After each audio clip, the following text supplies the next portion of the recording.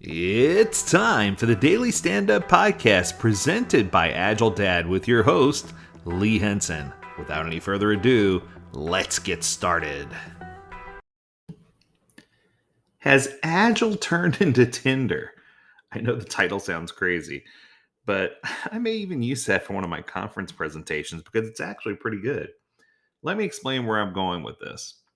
So recently, I had a student ask me, they said, which type of agile should we do? Should we do the safe agile, the scrum agile, the Kanban agile, the lean agile? And I was just sitting here thinking to myself, well, the best answer I could give would be it depends on what your organization is trying to achieve and how you're trying to go about achieving it.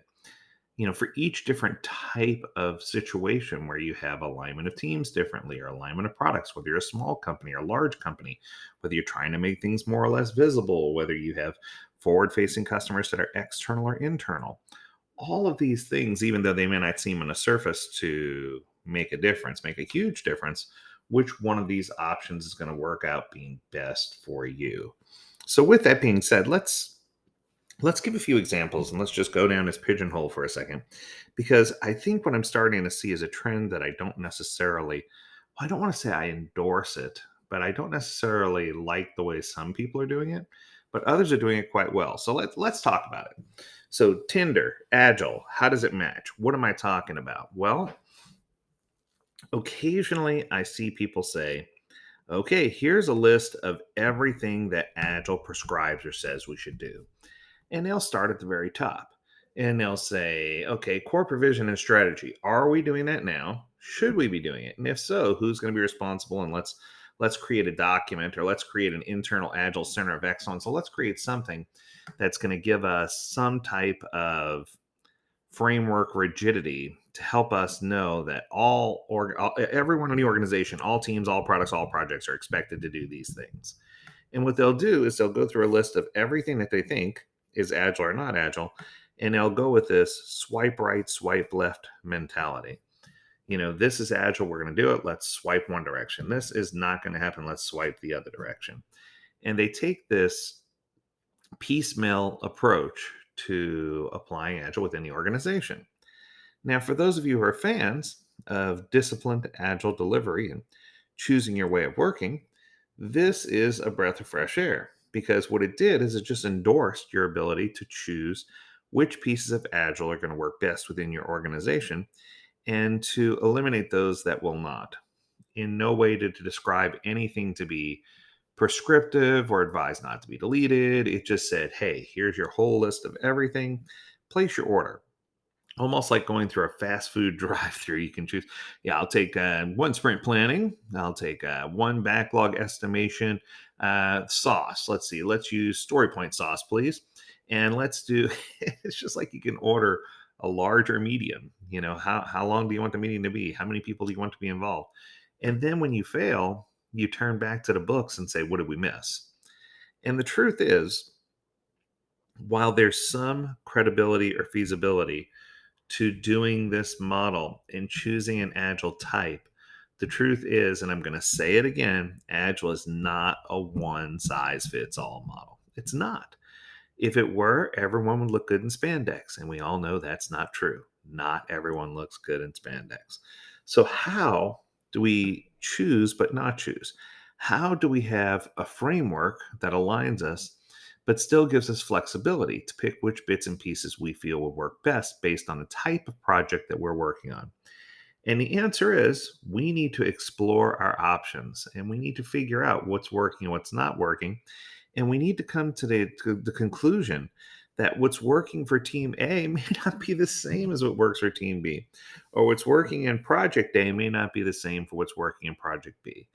Now, I know for all of you leadership folks out there that was uh, blood in your ears. Your ears are bleeding from hearing me say that, because what it sounds like is I'm saying that there's no room for consistency, and that's not true either. So here I'm going to give you 5 tips.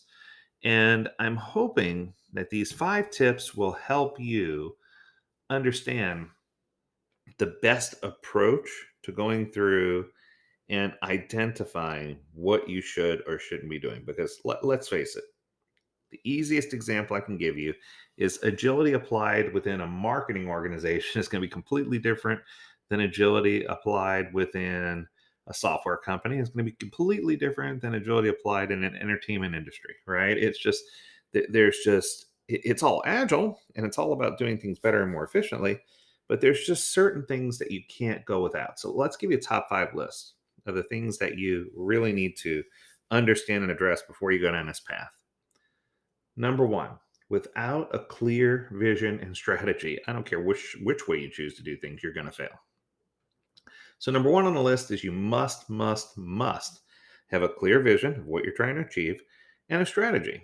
If you need some reference for this, you can always do a search on a podcast page for the Agile press release.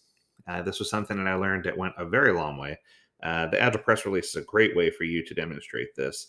And it gives you the whole story mapping combination with, or precursor to story mapping, combined with the elevator pitch from Crossing the Chasm by Jeffrey Moore. So it gives you some tools necessary to make sure that you understand what an elevator pitch is, why it's important, what you need to do to get one, what it should include, and how that's going to impact internal and external stakeholders. Okay, so that's tip number one, and that's something you can't live without. Number two, once you have the vision and strategy down, the next one's interesting. Number two is separate the people from the work. And let me explain what I mean by that. We need to organize teams in such a way that it makes sense.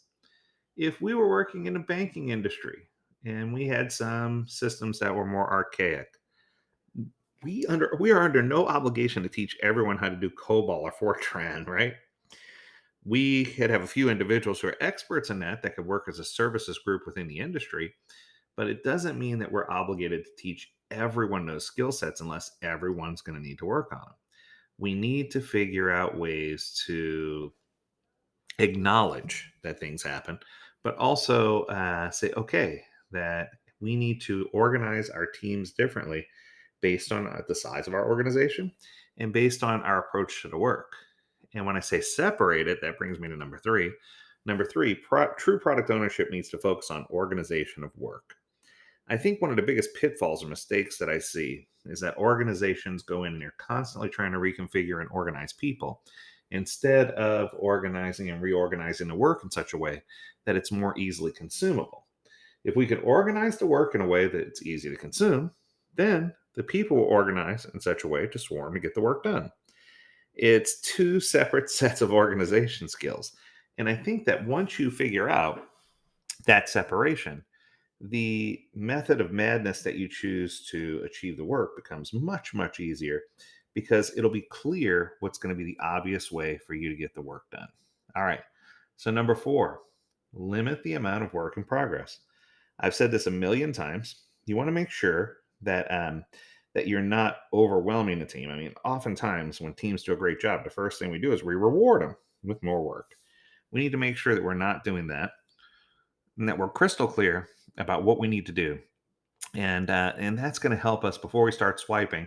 It's going to help us understand that the team only has so much capacity, and that as long as we understand the scope of the work and we're organizing the work separately, it should be easy for the teams to consume the work. And then finally, find ways to measure and track progress and success. Don't hang all of your accolades on one team, and don't reward teams for mediocre behavior. Make sure there's no such thing as a participation award in Agile. I say that all the time too, right? We need to identify what's working well, what's not working well, and that's when we start swiping and figuring out what we need and what we don't need. Now, are there things that are non-negotiable? You bet. Making sure that you meet with the team daily to figure out where people are and hold them accountable. Making sure that we plan things in short, bite-sized chunks. Making sure we limit WIP. These are all things that are non-negotiable. But are other things negotiable? Absolutely. There are several things that are negotiable. So I think it's our advantage, and I think this is the part of business agility and Scrum that I love, is that you're not under a strict obligation to do things my way or the highway. It's not a one size only this way kind of thing. And this is where books like Scrum for Dummies and Agile for Dummies drive me crazy. I just think that when you try to be too prescriptive, it's okay in the beginning to give people guidelines so that they can choose later what they want. But I think that trying to implement the hardcore, this is the doctrine of how we're going to do things prior to understanding how the working teams are organized is going to cause more grief than not. So that's going to do it for today. I hope you enjoyed it. There's a lot of content in that. If you need help deciding which way to swipe, remember Agile Dad has coaching and micro coaching available. If you have a topic you want us to cover, remember you can always reach out to us at learnmore@agiledad.com. Until next time, we encourage you to stay healthy, stay well, and stay agile, my friends. Do take care.